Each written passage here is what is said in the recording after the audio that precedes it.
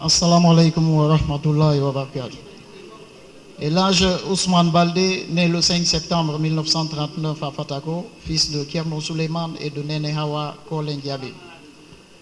Tu rejoindras ta dernière demeure aujourd'hui en laissant derrière toi 25 enfants et 4 épouses.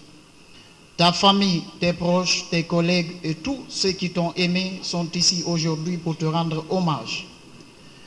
Nous sommes là réunis en ce lieu pour te dire au revoir. Tu es parti avant nous bien trop tôt. Et tu nous rappelles qu'ici, bas, notre vie est peu de choses. Nous te rendons hommage pour tout ce que tu as fait. Tout d'abord pour ta sous-préfecture créée par toi et pour toutes les régions de la Guinée. Vouloir les énumérer ici, nous y passerons toute la journée. Et d'ailleurs, cette belle et immense mosquée qui nous abrite maintenant en est un exemple illustrant. Qu'Allah t'en soit reconnaissant. Sans citer les ponts nous reliant avec les sous-préfectures voisines, l'école primaire, le collège, le lycée, le centre de santé, la maison des jeunes, le bloc administratif, sans oublier ma résidence.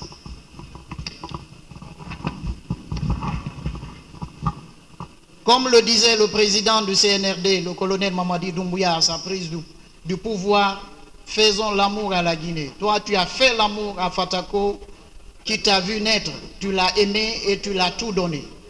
Ton départ laisse un vide immense dans le cœur de toutes les personnes réunies ici.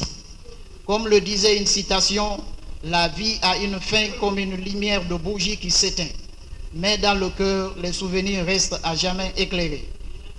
Du fond de cœur, la population de Fatako vous dit un grand merci pour vos déplacements à vous qui, par votre présence, vos pensées et par vos mots réconfortants, avez témoigné votre soutien, votre amitié et votre amour en cette période difficile. Merci de l'avoir rendu un si bel hommage, que la terre qu'il a si bien aimée et servie lui soit légère et que son âme repose en paix. Amen. Je suis Ahmed Magarib Diallo Maxime.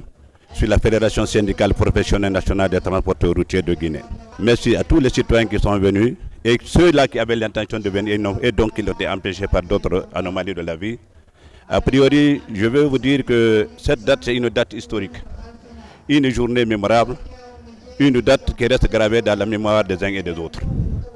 La journée du 31 mars 2023 fut pour les Guinéens, les Africains et le reste du monde de la région une date historique. Une date à ne pas perdre et à ne pas oublier. Elhadj Ousmane Fatako Baldé fut un homme rassembleur. Sur le plan social, il a été l'un des piliers du rassemblement des citoyens ici de la région et de la sous-région, pas seulement au niveau local. Sur le plan commercial, il a été l'un des greniers, des plus grands greniers de l'Afrique et de la sous-région. Et pourquoi pas de la Guinée?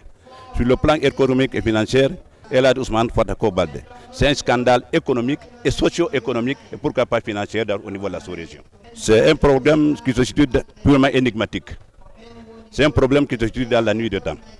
Donc l'histoire se pose la question où, quand et comment.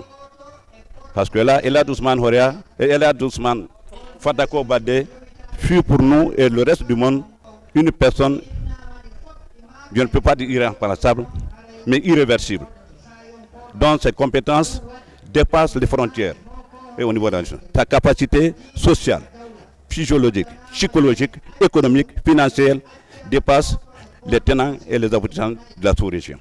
Donc, Elhadj Ousmane Horea, pour le remplacer, j'ose dire, sans risque de se tromper, c'est un problème qui se situe dans la nuit des temps. Un problème énigmatique dont toutes les personnes, tous les âges, de tout genre, doivent se murer et se confronter pour qu'il y ait vraiment une succession et de la manière la plus légitime et la plus fraternelle. Chers citoyens, chers compatriotes, chers ici, sages de Fatako, de la Guinée et de la sous-région, le moment est venu. Le moment le plus important, le moment d'acceptation. Qu'on s'accepte, qu'on se comprenne, qu'on accepte la fusion, la cohésion sociale. Que chacun se refasse en face pour que chacun se sente concerné par rapport à la cohésion et à la mobilisation sociale. Le moment est venu pour que le problème soit posé au niveau national et international. C'est un devoir citoyen et qui va de porte en porte que tout un chacun, à quelque niveau que ce soit, est censé de comprendre et de mûrir à sa juste valeur.